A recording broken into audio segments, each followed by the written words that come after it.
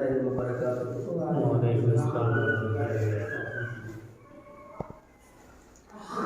نحمدہ ونصلی علی نبیہ الکریم۔ الحمدللہ وکفیٰ وسلام علی عبادہ الذین اصطفیٰ۔ اما بعد، اعوذ باللہ من الشیطان الرجیم، بسم اللہ الرحمن الرحیم۔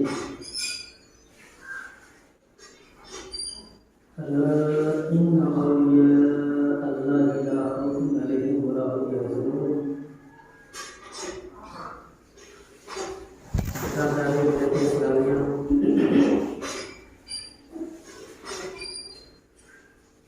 میں نے خطبہ مسلمہ کے بعد قرآن پاک کی جس آیت کریمہ کی تلاوت کرنے کا شرف حاصل کیا ہے،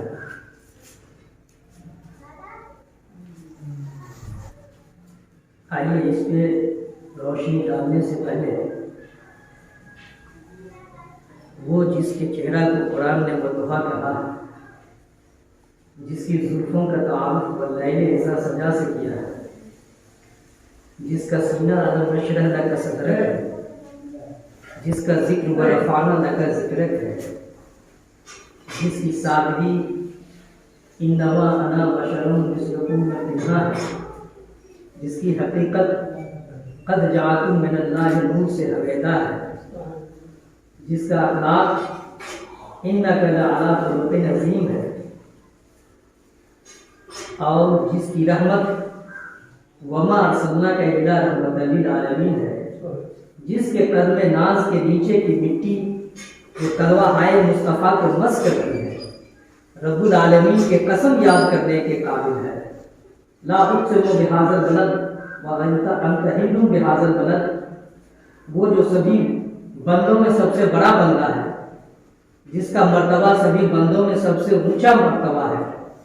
آئیے اس پہ سب سے پہلے درود و سلام کی جاریاں نشاور کریں اور پڑھیں اللہم صلی علی سیدنا محمد وبارک وسلم۔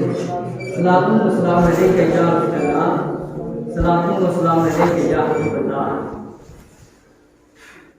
برادران ملت اسلامیہ، میں نے خطبہ مسلمہ کے بعد قرآن پاک کی جس آیت کریمہ کو اپنا موضوع سخن بنایا ہے، جس کو عنوان تقریر بنایا ہے،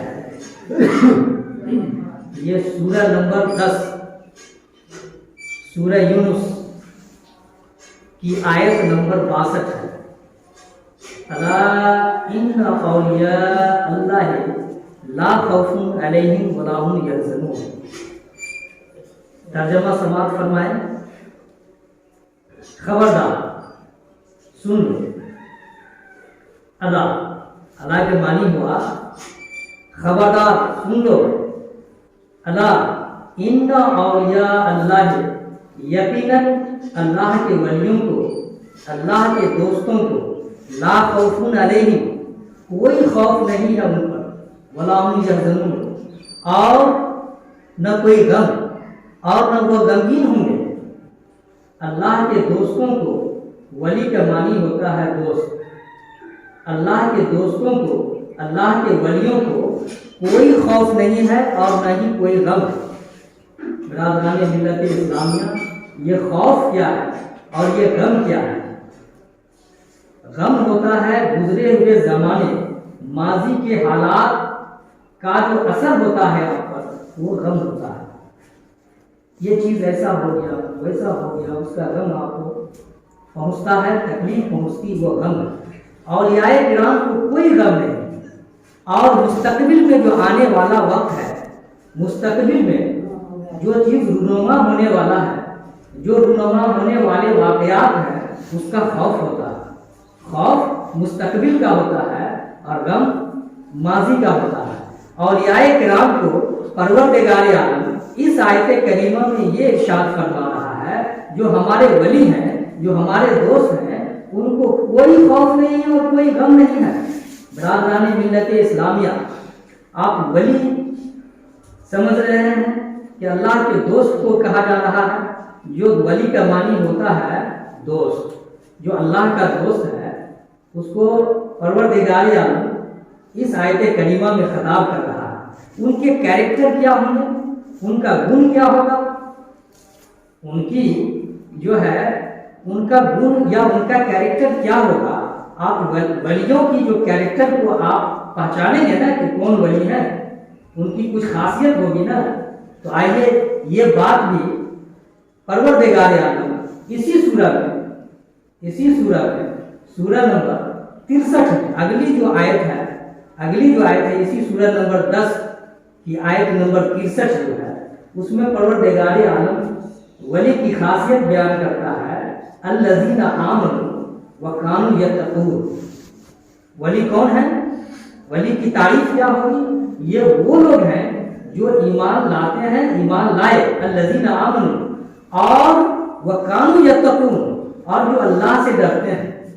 پچھلی آیت میں آیت نمبر 62 میں پروردگار عالم کیا کہہ رہا ہے؟ ان کو نہ ہی کوئی خوف ہے، کوئی خوف نہیں ہے، اور نہ ہی کوئی غم۔ یعنی کون سا خوف نہیں ہے؟ ان کو دنیا کا کوئی ڈر نہیں ہے، اگر ڈر ہے تو صرف اللہ کا ڈر ہے۔ اگلی آیت میں آیت نمبر 63 میں پروردگار عالم کیا کہہ رہا ہے کہ الذین آمنوا وکانوا یتقون، یہ وہ لوگ ہیں جن کے پاس میں ایمان کے ساتھ ساتھ تقویٰ بھی ہوتا ہے، پرہیزگاری بھی ہوتی ہے۔ وہ تقویٰ اور پرہیزگاری کیا چیز ہے؟ یہی تو خوف خدا ہے۔ ان کے پاس میں صرف خوف ہے تو صرف خوف خدا ہے، اور دنیا کا کوئی خوف نہیں ہے، دنیا کی کوئی طاقت انہیں ڈرا نہیں سکتی ہے۔ ولی کی خاصیت یہ ہے، پروردگار عالم اور پوچھئے ولیوں کی کیا خاصیت ہے؟ یہ 11ویں شریف کا مہینہ ہے، اسی لیے میں نے اسی کو عنوان تقریر بنایا ہے، موضوع سخن بنایا ہے کہ ولایت کو آپ سمجھیے اور ولیوں کو سمجھیے۔ ولایت کیا چیز ہے اور ولی کیا چیز ہے، ولی کی خاصیت کیا ہے؟ آئیے، ولی کی خاصیت یہ ہے جن کو اگر کچھ ہاتھ سے نکل جائے، جن کے ہاتھ سے کچھ نکل جائے تو اس کا کچھ افسوس نہیں ہوتا، اور اللہ تعالیٰ اگر ان کو کچھ عطا کر دے، اللہ تعالیٰ ان کو کچھ دے دے تو اس پر اتراتے نہیں، اس پہ پھولتے نہیں، ٹھیک ہے؟ اور وہ انہیں صرف اپنے آپ سے پیار نہیں ہوتا، اور وہ فخر کرنے والے بھی نہیں ہوتے ہیں، وہ غرور کرنے والے بھی نہیں ہوتے ہیں، گھمنڈ بھی انہیں نہیں ہوتا۔ آئیے آپ پوچھیں گے کہ آپ کہاں سے یہ بول رہے ہیں، تو آئیے میں پھر قرآن پاک سے آپ کو اس کا دلیل پیش کرتا ہوں۔ سورہ حدید سورہ نمبر 57 کی آیت نمبر 23، لیکن لا تفرحوا علی ما فاتکم ولا تفرحوا بما آتاکم واللہ لا یحب کل مختال فخور۔ اگر ان کے ہاتھ سے کچھ نکل جائے، تاکہ ان کے ہاتھ سے کچھ نکل جائے تو اس پر افسوس نہیں کرتے ہیں، اور اللہ تعالیٰ اگر انہیں کچھ عطا کر دے تو اس پر اتراتے نہیں ہیں۔ یہ اور اللہ تعالیٰ پسند نہیں کرتا، محبت نہیں کرتا ہے، جتنے بھی خود پسند لوگ ہیں اور فخر کرنے والے ہیں اسے اللہ تعالیٰ پسند نہیں کرتا۔ پتا کیا چلا کہ ولیوں کی یہ خاصیت ہے کہ ان کے ہاتھ سے کچھ نکل جائے تو انہیں افسوس نہیں ہوتا، اور انہیں کچھ مل جائے تو اس پر اتراتے نہیں ہیں۔ برادران ملت اسلامیہ، ولیوں کی اور کیا خاصیت ہے؟ ولیوں آپ ولایت کو سمجھیں گے تبھی تو آپ ولی کو سمجھیں گے۔ ولی کی خاصیت ہوئی ولایت، اور ولایت کیا چیز ہے اس بات کو آپ سمجھیے کہ وہ تزکیہ نفس کرتے ہیں، وہ اپنے نفس امارہ کو مار دیتے ہیں۔ ہر انسان کے اندر میں ایک نفس ہے، ایک خواہش نفس ہے جو اسے برائی کرنے کی دعوت دیتی ہے۔ وہ جو نفس امارہ ہے وہ اسے برائی پر ابھارتا ہے، اسے برائی کرنے کا حکم دیتا ہے۔ ولی کی خاصیت یہ ہے کہ وہ اپنے نفس امارہ کو مار دیتے ہیں۔ برادران ملت اسلامیہ، آئیے میں آپ کو نفس بھی سمجھاؤں گا، اور نفس کیا چیز ہے۔ لوگوں کے پاس میں جو نفس ہوتا ہے، یہ نفس کے بارے میں حضور صلی اللہ علیہ وسلم نے ایک حدیث پاک میں صحابہ کرام سے ارشاد فرمایا کہ تمہارے پہلو میں ایک چیز ہے جس کو تم جتنی ہی عزت و اکرام کرو گے، کھلاؤ گے، پلاؤ گے، تو وہ تمہیں برائی کے راستے پر لے جائے گا، وہ تمہیں غلط راستے پہ لے جائے گا۔ لیکن جتنا ہی تم اسے دباؤ گے، اسے کچلو گے، وہ تمہارے ساتھ بھلائی کرے گا۔ صحابہ کرام نے پوچھا کہ یا رسول اللہ وہ کیا چیز ہے؟ تو حضور صلی اللہ علیہ وسلم نے فرمایا کہ وہ تیرے پہلو میں وہ نفس ہے جس کو آپ جتنا ہی دباؤ گے اتنا ہی وہ آپ کے ساتھ بھلائی کرے گا۔ برادران ملت اسلامیہ، یہ نفس آپ کو برائی کا حکم دیتا ہے۔ یہ نفس کی کتنی قسم ہے؟ یہ نفس کی 3 قسمیں ہیں۔ قرآن پاک سے اگر آپ پوچھیں کہ نفس کی کتنی قسمیں ہیں تو قرآن پاک آپ کو بتائے گا کہ نفس کی 3 قسمیں ہیں۔ ایک ہے نفس مطمئنہ، ایک ہے نفس لوامہ، اور ایک ہے نفس امارہ۔ نفس مطمئنہ یہ انبیاء کرام کو دیا گیا۔ آپ کہیں گے کہ کہاں سے بول رہے ہیں؟ آئیے میں حوالہ آپ کو پیش کرتا ہوں۔ سورہ نمبر 89 کی آیت نمبر 27 اور 28۔ سورہ 89 کا نام ہے سورہ فجر۔ سورہ 89 کی آیت نمبر 27 اور 28۔ یا ایتھا النفس المطمئنہ ارجعی الی ربک راضیہ مرضیہ، اے اطمینان والی جان، اے نفس مطمئنہ، تم لوٹ آؤ اپنے رب کی طرف، ایسا لوٹو کہ تم اس سے راضی ہو تو اس سے راضی، یعنی تیری رضا کا وہ مطلوب ہو اور اس کی رضا کا تو طالب ہو، اور تیری رضا کا وہ طالب ہو اور تو اس کی رضا کا مطلوب ہو۔ برادران ملت اسلامیہ، یہ انبیاء کرام جو ہیں یہ عام لوگوں سے یہ بالکل ہٹ کر کے اللہ تعالیٰ نے دنیا میں 2 طرح کے انسان کو پیدا کیا۔ ایک وہ جو بالکل عام انسانوں سے ہٹ کے ہے، جس کا یہ نفس مطمئنہ ہے، جو عام انسانوں سے بالکل ہٹ کر کے ہے۔ دنیا میں 1,24,000 یا 2,24,000، 2 روایت ہے، اتنے انبیاء کرام آئے اور رسول اس میں 313 آئے۔ جتنے جنگ بدر میں صحابہ کرام شامل ہوئے تھے حدیث کے مطابق اتنے ہی رسول ہیں۔ کہ اتنے 2,24,000 انبیاء کرام یا 1,24,000 انبیاء کرام اور ان میں سے 313 رسول جو آئے ان کے پاس ہی نفس مطمئنہ ہے۔ نفس مطمئنہ جن کے پاس ہے ان سے گناہ سرزد نہیں ہو سکتا، گناہوں سے پاک ہیں یہ لوگ، انبیاء کرام سے گناہ سرزد نہیں ہو سکتا۔ باقی انبیاء کرام کے علاوہ جتنے بھی لوگ ہیں سب کے پاس میں 2 نفس ہیں۔ انبیاء کرام کے پاس میں ایک ہی نفس ہے، وہ نفس مطمئنہ ہے جو میں نے قرآن پاک سے ابھی آپ کو ثابت کیا۔ باقی جتنے بھی لوگ ہیں ان کے پاس میں 2 نفس ہیں، نفس لوامہ اور نفس امارہ۔ نفس امارہ کیا ہے؟ نفس امارہ کیا ہے؟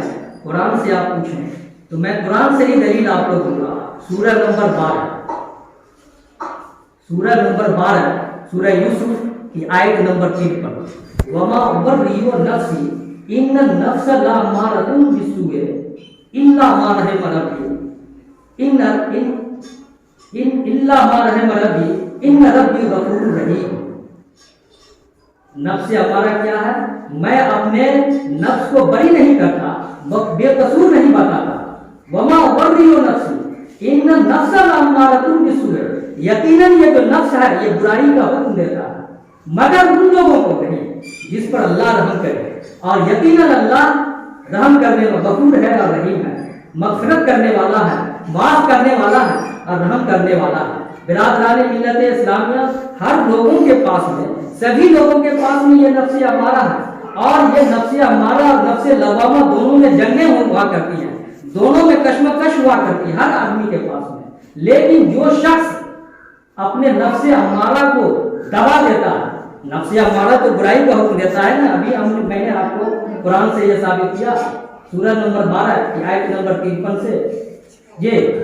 لیکن جو شخص اس نفس امارہ کو دبا دیتا ہے، اس نفس امارہ کو کچل دیتا ہے، وہ نفس لوامہ میں داخل ہو جاتا ہے، اور یہی نفس لوامہ اور یا کرام کا ہوتا ہے، یہ برائی پر ملامت کرتا ہے۔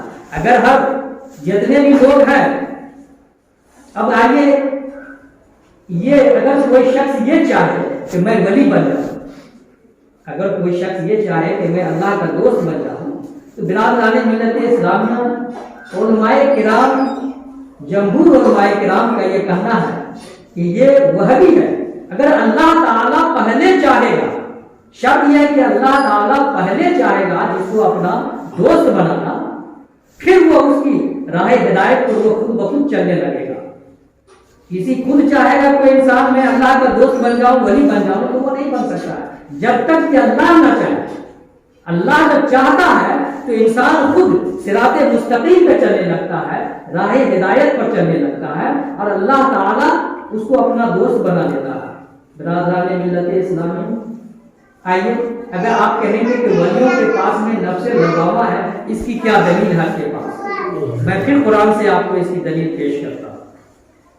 سورہ نمبر 75 سورہ قیامت، جس کو سورہ قیامت بھی کہتے ہیں، اس کی آیت نمبر 1 2 3 4 لگاتار اس 4 آیت کو آپ سماعت کریں۔ لا اقسم بیوم القیامت، یہاں دو حفاظ کرام تشریف فرما ہے۔ لا اقسم بیوم القیامت ولا اقسم بالنفس اللوامہ ایحسب الانسان ان لن نجمع عظامہ بلا قادرین علی ان نسوی بنانہ۔ چار لگاتار میں نے آیت کریمہ کو سورہ نمبر 75 جو سورہ قیامت ہے اس کی آیت نمبر 1 2 3 4 کو میں نے عرض کیا۔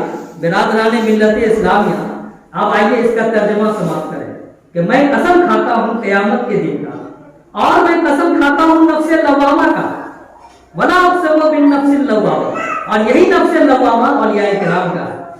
برادران ملت اسلامیہ، اگلی آیت جو میں نے کہا، کیا یہ انسان یہ گمان کر رکھا ہے، یہ سمجھتا ہے کہ میں اسے دوبارہ نہیں اٹھا سکوں گا، کیا ان کی ہڈیوں کو میں نہیں جوڑ سکوں گا؟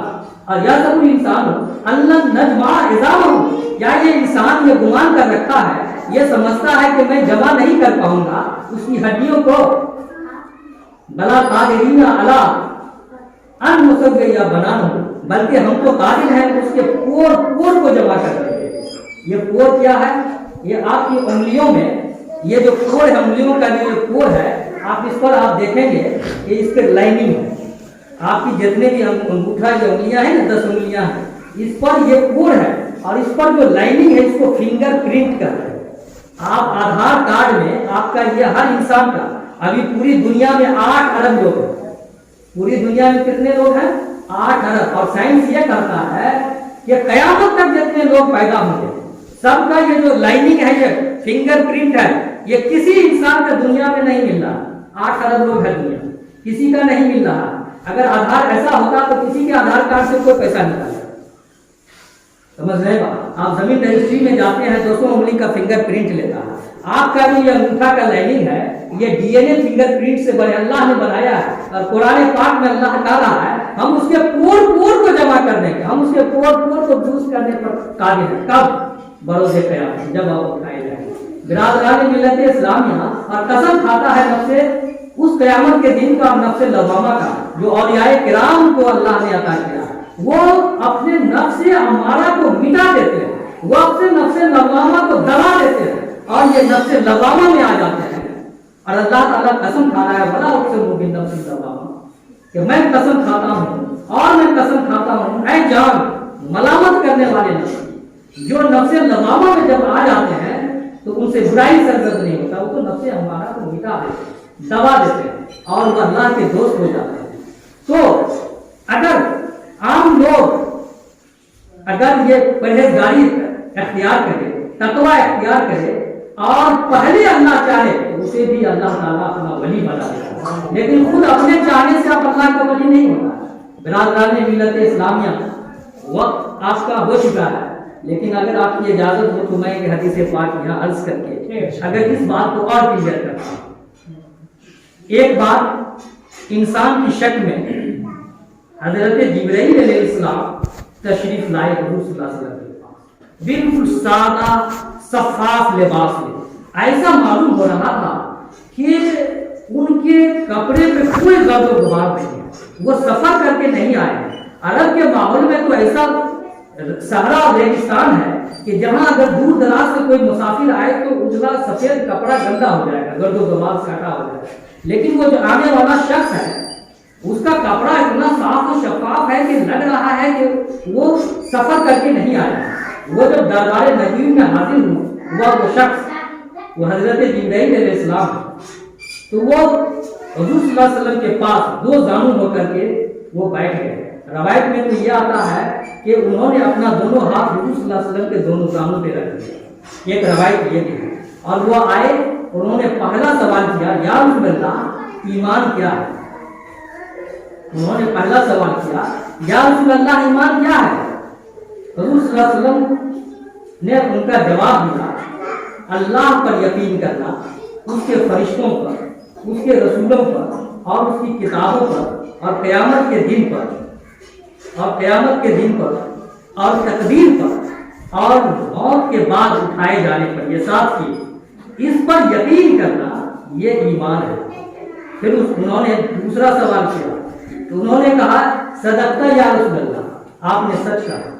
سارے لوگ حیران و پریشان ہیں کہ یہ آنے والا شخص اگر مدینے کا ہوتا تو پتہ کوئی بھی نہ کوئی آدمی اس کو جان جاتا کہ یہ کون ہے، لیکن بالکل اجنبی شخص ہے اور یہ ایسا خطاب کر رہا ہے، ایسی بات کر رہا ہے جسے لگتا ہے حضور صلی اللہ علیہ وسلم کو پہلے سے جان رہا ہے، شناسائی ہے۔ دوسرا اس نے سوال کیا، یا رسول اللہ اسلام کیا ہے؟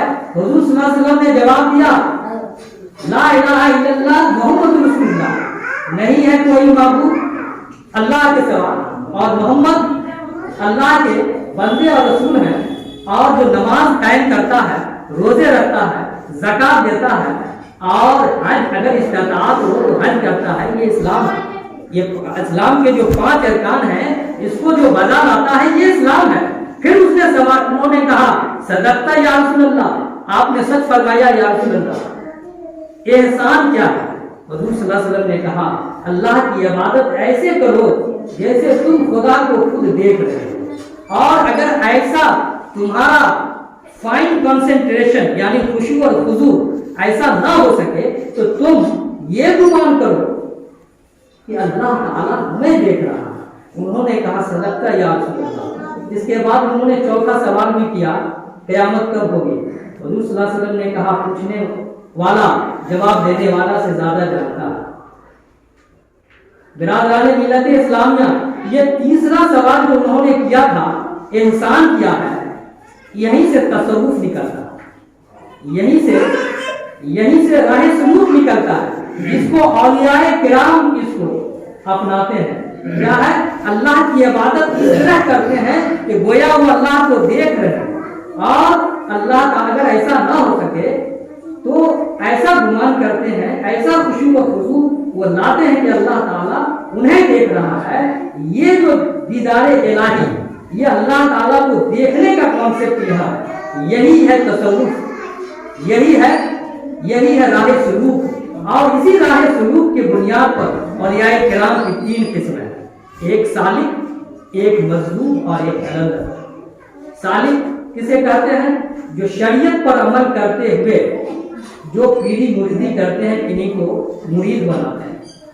مظلوم کسے کہتے ہیں؟ جن کا جذب کیا ہو، جن کا سب کچھ جذب کر لیا جاتا ہے، وہ دیکھنے میں لگتے ہیں مجنون ہیں، ان پر سے شریعت کے احکام اٹھ جاتا ہے، اور جب وہ دونوں کبھی وہ صحیح حالت میں ہوتے ہیں، وہ کبھی ہوش میں ہوتے ہیں اور کبھی بے ہوش ہوتے ہیں، تو ایسے ولی کو قلندر کرتے ہیں۔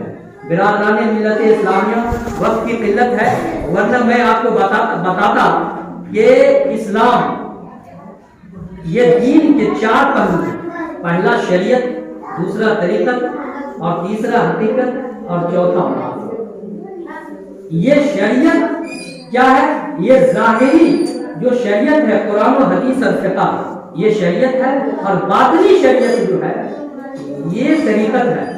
میں اگر وقت ہوتا تو پھر قرآن پاک سے آپ کو دلیل دے کر کے میں بتاتا، سورہ جن سورہ 72 کی آیت نمبر 16 سے میں آپ کو بتاتا کہ یہ طریقت کیا ہے، اور پھر میں آپ کو شریعت، طریقت اور حقیقت اور معرفت پر روشنی ڈالتا۔ میں آپ کا زیادہ وقت نہیں لینا چاہتا ہوں، یہ 5 منٹ بھی گزر گیا۔ اگر اللہ تعالیٰ اگر مجھے زندگی بخشے گا اور وقت ملے گا تو میں آگے آپ کو شریعت، طریقت، حقیقت اور معرفت بھی بتاؤں گا، اور اولیاء کرام کے جو مراتب کے حساب سے پوری دنیا میں جس طریقے سے ابھی ایڈمنسٹریشن چل رہا ہے، ابھی کلیکٹر اور جو آئی ایس ہوتے ہیں اور آئی پی ایس ہوتے ہیں، کرس مہاتما ہے جو پوری دنیا کے سسٹم کو چلا رہا ہے، اسی طریقے سے دین کے سسٹم کو چلانے والا پوری دنیا میں ایک باس ہے، کتب ہے، ابدال ہے، اوتار ہے، اخیار ہے۔ یہ مراتب کے حساب سے اولیاء کرام ہیں جو پوری دنیا کو کنٹرول کر رہے ہیں، چلا رہے ہیں۔ میں آگے اگر وقت ملے گا تو انشاءاللہ میں اس پر روشنی ڈالوں گا۔ وآخر دعوانا الحمدللہ۔